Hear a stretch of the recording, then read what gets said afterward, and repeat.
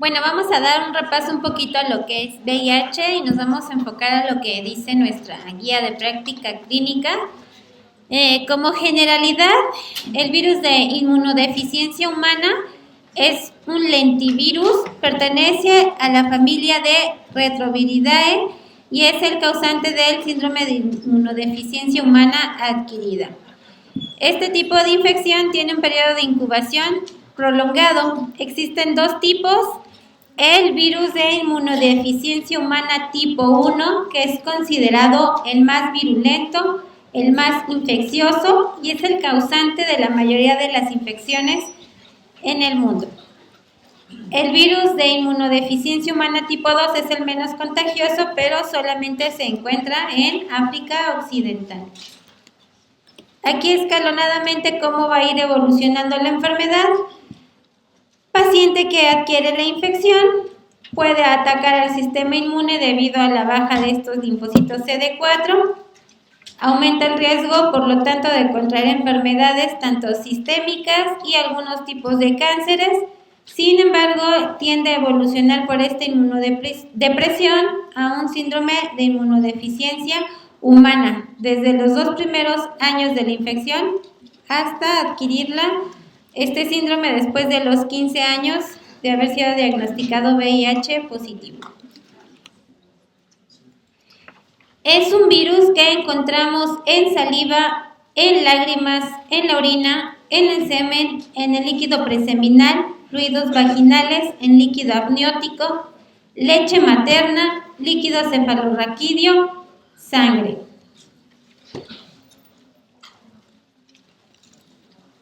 De acuerdo a la casuística, a finales del año 2016 existían en el mundo 36.7 millones de personas infectadas por VIH y en el 2018 se agregaron 1.8 millones de nuevas infecciones. Sin embargo, no ha existido aún una cobertura con tratamiento antirretroviral al 100%, apenas se ha hecho una cobertura del 76%. ¿Y qué pasa con el otro 24%? Exacto. Sin embargo, con el avance de la tecnología, la mayoría de los pacientes que han sido diagnosticados han acudido a sus controles, han tomado su tratamiento en forma adecuada, pues en 16 años ha disminuido el riesgo de infección hasta un 39% y también han disminuido las muertes. Como ya comentamos, existen múltiples factores de riesgo para adquirir este tipo de infección, entre ellas tener relaciones sexuales sin preservativo, de forma casual, sin personas que no conocemos. Aparentemente en trabajadoras sexuales, pero la verdad creo que son las que más se cuidan. Pacientes que tienen infecciones como sífilis, herpes, clamidia, gonorrea, vaginosis bacteriana lo asocian con mayor riesgo para adquirir virus de infección de inmunodeficiencia humana.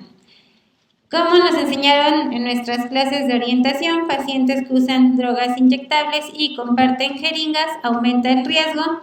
En pacientes que reciben transfusiones o trasplantes y que no se hizo un protocolo adecuado, también tienen el riesgo. En pacientes los que acudimos a hacernos perforaciones o tatuajes y no esterilizan ese material, aumenta el riesgo.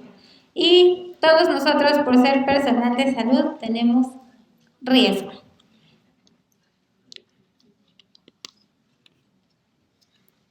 ¿Cómo va a ser el estudio inicial de la paciente embarazada y que es portadora de virus de inmunodeficiencia humana?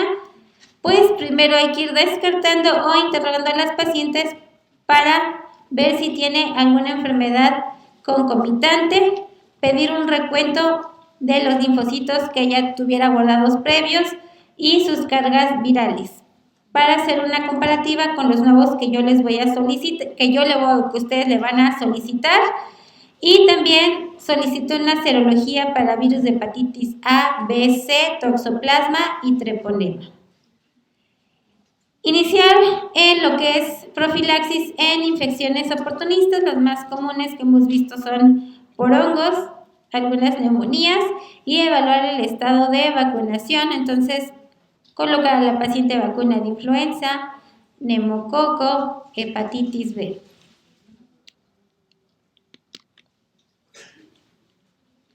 Si la paciente tiene factores de riesgo, como comentábamos, puedes realizar la prueba de lo ideal, pues lo que tenemos en el consultorio es la prueba rápida para evitar una detección tardía y evitar, por lo tanto, una transmisión vertical al neonato. ¿Qué factores en la madre van a influir en la transmisión de forma vertical de VIH? Pues una carga viral materna elevada cerca al nacimiento, una cuenta baja de linfocitos CD4 o con enfermedades primarias u otras infecciones avanzadas. De rutina, pues debemos de pedir ultrasonido por trimestre, sin embargo, aquí enfocarnos en ellas si existe algún riesgo de malformaciones. Sobre todo, enfocarnos al tratamiento. ¿Cuál es el objetivo? Pues mantener una carga viral de forma indetectable. Sí está indicado el tratamiento antirretroviral en las embarazadas, independientemente de la cuenta de linfocitos y de la carga viral. Hay que instruir a la paciente a que se adhiera al tratamiento antirretroviral para seguridad de ella y el producto y evitar complicaciones. La guía de práctica clínica inicia con sidobudina en aquellas pacientes que las detectemos por primera vez y en su caso a iniciar con 3 antirretrovirales que es sidobudina, lamivudina y raltegravir. Estoy bien disléxica. Raltegravir. Sin embargo, como dice guía de práctica clínica, aquí el esquema para cada paciente va a ser de forma individual. Sin embargo, también nos dice que el tratamiento de elección debe de ser combinado. Pueden ser 2 análogos. Puede ser sidobudina con lamivudina o lo que es el raltegravir. Perdón, estoy bien disléxica. Y el efavirenz, pues hay que descartar porque es un poco teratogénico, causa defectos del tubo neural, entonces habría que retirarlo en aquellas pacientes entre las 5 y 6 semanas y tomar un ultrasonido estructural entre la semana 18. Lo ideal es que en el control prenatal a la paciente estemos tomándole su carga viral y su cuenta de linfocitos CD4. En otros puntos de la guía de práctica clínica, si son pacientes que los linfocitos se han mantenido y la progresión de su enfermedad ha estado parada, podemos tomar la cuenta de linfocitos en cada trimestre. La guía de nacimiento, la guía de práctica clínica la maneja de acuerdo a la carga viral. ¿Cuáles son las recomendaciones que da la guía de práctica clínica para cesárea electiva? Si es cesárea electiva, que sea la semana 38 y en aquellas pacientes con una carga viral mayor a 1000 copias. En pacientes que no tuvieron tratamiento antirretroviral de forma del esquema triple o que estuvieron con monoterapia con sidobudina. La paciente que dice que no quiere parto vaginal, creo que ninguna. En pacientes con ruptura de membranas de más de 4 horas de evolución, recomendable, y en aquellas con un cervix desfavorable, ni lo intenten. Y bueno, este es un esquema que viene en la guía de práctica clínica y es el manejo profiláctico intraparto para evitar esa transmisión del VIH. Si yo dispongo de sidobudina en forma IV, puedo calcular la dosis 2 miligramos por kilo, doy una dosis inicial en infusión a pasar en 1 hora y seguida de una dosis calculada a 1 miligramo por kilo en infusión continua hasta el nacimiento. También la guía de práctica clínica menciona que en aquellas pacientes con cesárea programada, iniciar esta administración de sidobudina 3 horas antes de la incisión. Y en el trabajo de parto, desde que inicia el trabajo de parto y hasta el nacimiento. Si en mi centro de salud, mi hospital, no cuento con sidobudina de forma intravenosa, pero tengo una carga viral materna mayor a 1000 copias, puedo continuar mi esquema con antirretrovirales sin cambios pero también puedo dar sidobudina vía oral, ya sea en tabletas de 300 o 250 miligramos. Como inicio, con 600 miligramos, seguida de 300 a 400 miligramos vía oral cada 3 horas, hasta 1 hora previa a la incisión.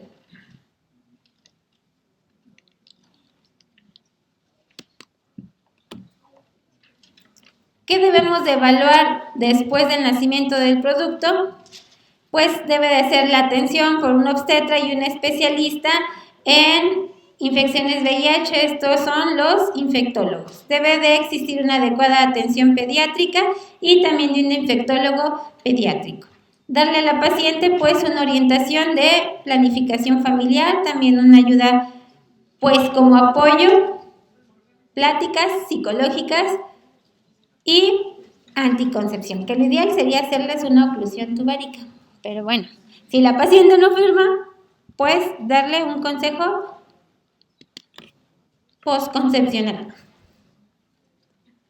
Aquí ponen factores de riesgo para la transmisión perinatal del VIH, en donde aumentan aquellas pacientes que no llevan un tratamiento antirretroviral. Doctora, mande.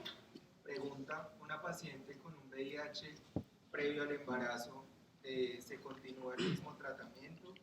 Lo ideal, lo que menciona si la guía de práctica clínica, es continuar con el mismo tratamiento y pedir las copias. Si la carga viral no aumenta, se sigue. Si vemos que pseudocontrol e inicia el embarazo aumentó la carga viral, puedes darle el tratamiento triple. ¿Va? Pero más que nada la guía menciona para evitar resistencias o fallas al tratamiento, se puede continuar con el mismo. Digo, si solamente previo tomaba efavirenz, suspéndeselo en el periodo de organogénesis y regresas otra vez y seguimiento con ultrasonidos estructurales. ¿Okay? Bueno, entonces otro factor de riesgo para que el producto adquiera VIH, la prematurez, aumenta el riesgo en aquellos productos menores de 37 semanas.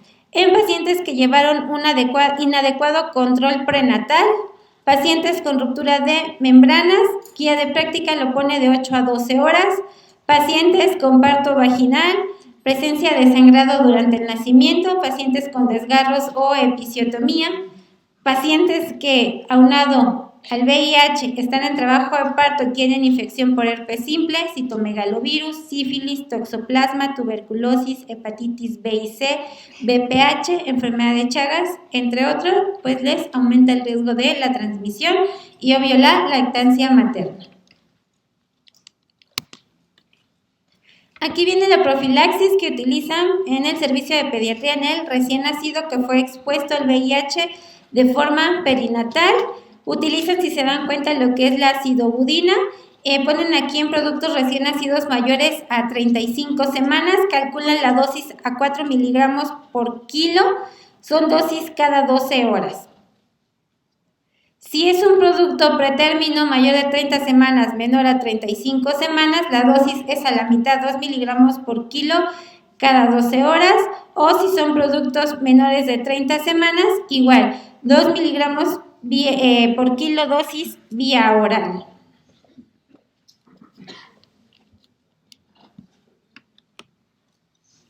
Y bueno, aquí es otro esquema cuando la madre no recibió tratamiento profiláctico con sidobudina. Por ejemplo, puede utilizar el pediatra nevirapina. Si son productos con peso al nacer entre 1.5 a 2 kilos, la dosis es de 8 miligramos vía oral. Si son productos mayores de 2 kilos a 12 miligramos, la dosis es vía oral y se da en 3 dosis. La primera dosis es dentro de las primeras 48 horas al nacimiento, la segunda dosis después de estas 48 horas y la tercera 96 horas. Y bueno, aquí viene otro cuadro que utilizan más que nada el tratamiento profiláctico antirretroviral en productos al nacimiento de acuerdo al tiempo de nacimiento y los estudios de laboratorio que ellos llegan a solicitar. Y bueno, aquí viene un algoritmo que viene en la guía de práctica clínica. Empezamos. Es una paciente embarazada. Le realizo por control prenatal su prueba rápida. Sale negativa. Pero si tiene factores de riesgo para infección de VIH, repito nuevamente, y si no los tiene, repetir en 3 meses. Si también esa prueba sale negativa, puedo repetir la prueba en el tercer trimestre. Si en el tercer trimestre me sale negativa, obvio, descarto infección por VIH. Si esta paciente embarazada, la prueba rápida sale positiva, inmediatamente hago la confirmatoria por ELISA. Si ELISA sale positiva, pues realizo la prueba confirmatoria. ¿Cuál es la confirmatoria? Western blot. Si el Western blot sale positiva, ahí me voy a la toma de carga viral e iniciar el tratamiento antirretroviral. Tengo que dar seguimiento a esa carga viral y a esos linfocitos cada 3 meses de la semana 30 hasta la semana 36 y 38. Si entre la semana 36 y 38 la carga viral está detectable, hay que valorar la cesárea e iniciar el esquema de sidobudina intraparto. Si la carga está indetectable, podemos dar parto e iniciar de todas formas el esquema sidobudina intraparto, que son 3 horas previas. Y aquí viene a lo que es el producto expuesto a madre VIH positivo, que hace el pediatra, inicia profilaxis postnatal de forma inmediata con el cuadro que ya les mostré, evitan la lactancia materna. Les solicitan o toman al producto una carga viral a los 14 a 21 días. Si el producto sale positivo, hay que repetir la carga y si esta carga viral es detectable, pues inician ya con ellos el manejo antirretroviral. Si esta carga viral no detecta ninguna copia, pueden repetir al primer mes, al segundo mes, a los 4 y a los 6 meses. De continuar esta carga negativa, le toman al producto ELISA y esto es a los 18 meses. Si sale negativa, el niño está sano. Pero si recibió lactancia, pues hay que continuar el seguimiento hasta el año después de haber suspendido la lactancia. Mande.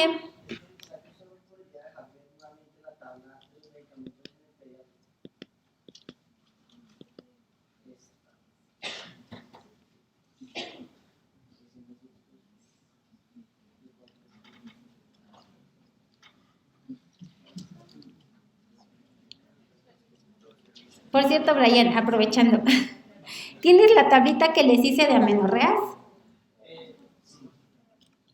Te paso ahorita mi tel y me lo puedes pasar. Gracias.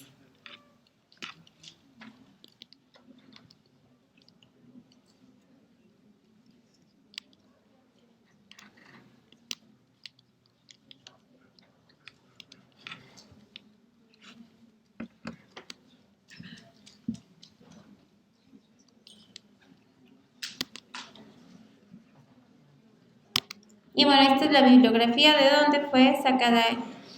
Los cuadros son de guía de práctica clínica, ¿ok?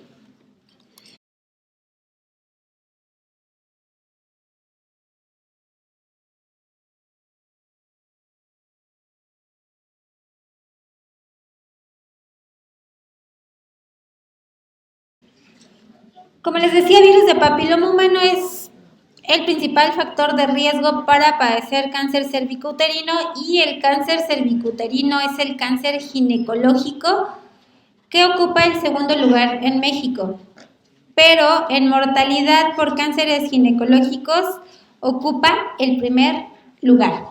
Todo esto porque, como les comentamos, tenemos la mala cultura de ir a hacer nuestra revisión de forma anual, nuestra citología, nuestra valoración por poscopía. Como lo marca norma oficial mexicana, deberíamos de estarnos tomando estos 2 estudios después de los 21 años o 3 años después de haber iniciado vida sexual. Entonces, si nosotras no acudimos a hacernos estos estudios de screening, pues vamos o tenemos el riesgo de tener una infección persistente. Un virus de papiloma humano puede darme primero un NIC y un NIC puede tardar 10 años en darme un NIC 3, que es una neoplasia intraepitelial cervical. Más o menos, si yo en 15, 20 años nunca me hice, ya voy a tener, lo más seguro, un cáncer cervicouterino. Según la OMS, mueren por CACU, es la segunda causa. Aquí en México es la primera causa de muerte por cáncer ginecológico. Si se dan cuenta, el 80% es en nivel en países en desarrollo, o sea, de México para abajo, y Asia y Europa. Hay 500,000 casos cada año. Hubo en el 2002 493,000 y de esos, si se dan cuenta, más de la mitad fallecieron.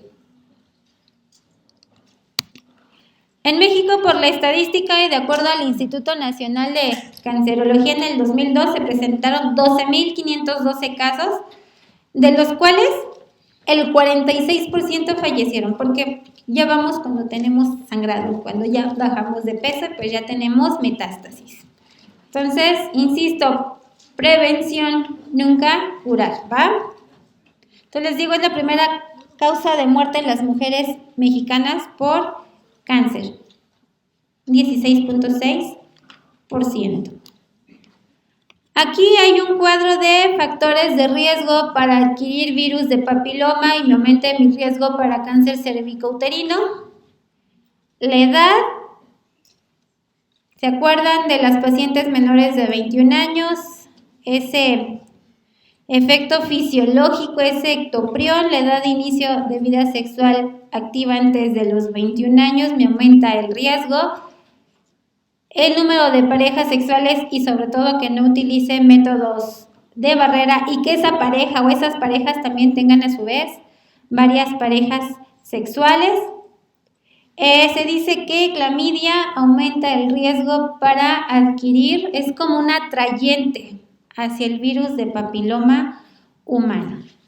Toda verruga genital que yo detecte hay que estudiarla. Aumenta el riesgo si pacientes con CACU, sea de pene, se ve un caso entre 1,000,000. Otros factores de riesgo, a pesar de los tratamientos sean con cono, que yo ponga vacunas, que persista ese virus. Pacientes que utilizan muchos anticonceptivos hormonales orales, sobre todo que tengan estrógeno, aumenta el riesgo porque les digo, por estrógeno se vierte ese endocervix y hace que la lesión esté más visible. También de acuerdo a cuántas parejas también puedo tener coinfección de virus 6, 11, 16, 18, 31, 33 y si se suman cada uno va a ir aumentando el riesgo. También si tengo carga directa por mamá o hermanas de cáncer cervicouterino me aumenta el riesgo. Entonces, virus de papiloma humano, obvio, es un virus, pertenece a la familia de los Papillomaviridae. Sobre todo tiene una afinidad por el epitelio escamoso, o sea, el epitelio del exocervix, pero las lesiones se producen más en la zona de transformación. Aquí checando el virus de papiloma, es un virus DNA pequeño, no tiene cubierta, es de doble filamento y va a estar su cápside caracterizada por dos proteínas específicas, L1 mayor y la L2 menor. Aquí más o menos nos muestran lo que es el ciclo de este virus porque tiene que ver con dos proteínas específicas que hace que las células se esté replicando y el virus esté siendo coefectivo, que son las cadenas cortas, las largas y sobre todo la E6 y la E7 que tienen que ver un poquito con el P53. ¿Qué es el P53? Tiene que ver que para el ciclo de la célula, entonces E6 se junta al P53, lo activa y la célula sigue. Y el E7 va con el P del RB, del gen del retinoblastoma. Entonces, por eso lo que se hace es que el virus se sigue replicando. Entonces, por eso nos da la lesión, pues como una lesión premaligna. Esta cápside cuenta con 72 capsómeros, es muy pequeña, 50 nanómetros. Y bueno, les digo, hay que estudiar o tener en cuenta bien estas dos proteínas. También tienen 2 géneros, se consideran como tipo alfa, tipo beta, y lo que pertenecen al grupo alfa se van más a lo que es al área genital. ¿Va? Existen más de 200 serotipos de virus de papiloma humano, sin embargo, 35 de ellos van a identificarse como lesiones benignas y otras como lesiones malignas, tanto en hombres como mujeres. Nada más que las mujeres, como tenemos un epitelio más expuesto, más friable, es más fácil que el virus se replique en comparación del epitelio que tienen los hombres en pene. Por eso se libran un poquito más de cáncer de pene que las mujeres, y por eso tampoco ven muchas campañas contra moñito azul, contra el cáncer de pene. Se va más a cáncer cervicouterino. Entonces se divide en varias regiones, en las proteínas tempranas que van de E1 a E8, ya vimos que las más importantes son E6 y E7, y las tardías, que están las de cadena larga y las de cadena corta. Entonces aquí tenemos a nuestro virus de papiloma humano con su doble cadena DNA. Estas son las 2 más importantes junto con esta y esta. Va la proteína E6. Tiene un potencial oncogénico débil, pero también va a cooperar con la E7 para transformarse en una célula aparentemente inmortalizadora. Pero la E6 es la que se expresa más tempranamente en la infección por virus de papiloma. Yo sé que a lo mejor no se lo preguntan, pero si querían saber cómo funcionaba esta infección, tiene que ver mucho con el ciclo, ¿va? Entonces, ¿qué va a alterar? Va a alterar el bloqueo de la apoptosis mediante la degradación del P53. Entonces, la acción clave de E6 para los papilomas de alto riesgo es inhibir la función del P53, que es la proteína supresora de tumores.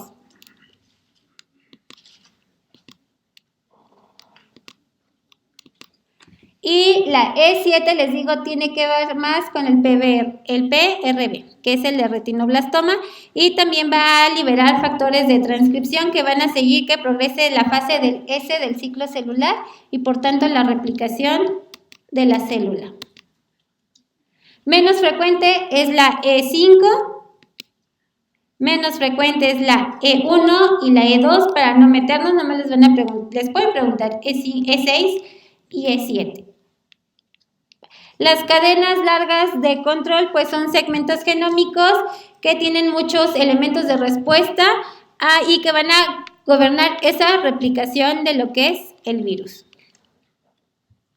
Aquí el ciclo viral se consta de infección y desamblan el virión, después hay una fase proliferativa y después van a amplificar el genoma y va a haber más viriones. ¿Cómo va a ser esta transformación? Pues tenemos que checar que lo que es exocervix, epitelio escamoso, se compone de 5 capas, por así decirlo, de lo que es la basal a la superficial. Lo que debemos de entender es que toda infección por virus de papiloma y un cáncer in situ se dan de las capas superficiales a las basales, medias y superficiales. Cuando ya agarra la membrana basal ya es un cáncer cervicuterino. Lo que es el epitelio cilíndrico del endocérvix solamente son 3 capas. Entonces necesitamos una lesión a nivel de esa zona de transformación para que el virus entre el núcleo, empiece a modificar este ciclo celular y siga replicándose. Entonces la lesión viene desde la base hacia la superficie. A veces solamente detectamos una verruga en área genital, otras veces ninguna sintomatología, sino que es hasta que nos toman nuestra citología cervicovaginal o nuestra colposcopía. El virus de papiloma 6 y 11 son los factores de riesgo o los más frecuentemente que causan los famosos condilomas. Ya una vez que el virus de papiloma humano entró a esas células del exocervix y el endocérvix, va a producir lesiones y las vamos a clasificar como neoplasia intraepitelial tipo 1 o conocida como displasia leve, o por la clasificación de Bethesda, lesión intraepitelial de bajo grado. Aquí vamos a tener manifestaciones transitorias por una infección viral que va a seguir produciéndose. Va a haber actividad mitótica y las células inmaduras del tercio inferior van a seguir replicándose. Esta zona de transformación, les digo, donde más se da la infección por virus del papiloma humano, va a estar sufriendo ciertos cambios y los hace más durante la pubertad, el uso de estrógenos, durante el embarazo o las pacientes en el puerperio. Aquí un papiloma humano más o menos se puede quedar unos 10 años. La mayoría remiten de las lesiones, otras veces como el 2-3% llega una neoplasia intraepitelial tipo 2, que es una displasia leve, o el 3, una displasia severa, o la clasificación de Bethesda, una lesión intraepitelial de alto grado. Aquí estos dos, más que nada el tipo 2 tiene un 30% a progresar a un IC3 y un IC3 a un cáncer cervicouterino in situ, más o menos un 60%. Y bueno, existen un sinfín, les digo, de virus de papiloma. Los más frecuentes causantes de condiloma son el 6 y el 11. Los mayormente altos en factor de riesgo para cáncer cervicouterino, 16, 18, 31, 33, 37. Hay otros estudios que dicen que 26, 53 y 56 pudieran ser considerados de alto riesgo. En nuestro país, pues, se ha encontrado solamente que 16 y 18. Y recuerden, papiloma no solamente da cáncer cervicouterino, puede dar neoplasias intraepiteliales vaginales, que son las NIVA, y me puede dar cáncer de vagina, o una neoplasia intraepitelial vulvar, que es una NIVO, y me puede dar un cáncer de vulva. Menos frecuente, pero sí puede llegar, ¿va? Obvio, han cambiado nuestras prácticas sexuales, hemos encontrado papiloma en faringe y también en hijos de madres infectadas. Existe pues un sinfín de tratamientos y lo tienen que valorar las pruebas de screening, pues es la citología cervical, que es un raspado de esas células de endocervix y exocervix. Tiene una especificidad del 70%, o sea, el 30% de las pacientes se nos va. A veces por una toma inadecuada que solamente reporta moco o a veces reporta sangre. Entonces ahí tiene que entrar la colposcopía como su balance. Es observar por una cámara. Colposcopía es un microscopio de cerca. Se ve el cérvix, se ve la superficie, se ve la coloración, se ven los vasos. Para considerarla, les digo, satisfactoria, tenemos que ver esa zona de transformación. Si no la vemos, pues no es satisfactoria porque no sé dónde quedó esa zona que puede estar dentro del canal y por ahí puedo tener una lesión de virus de papiloma humano. Entonces, si no veo una zona de transformación, lo que debo de hacer es tomar un cepillado endocervical. Con ese mismo CitoBrush lo meten, le dan 3-4 vueltas y lo vuelven a extender. También existe lo que es la citología cervical en líquido. Es más específica que normalmente la que nos enseñaron con CitoBrush y espátula de aire, ¿va?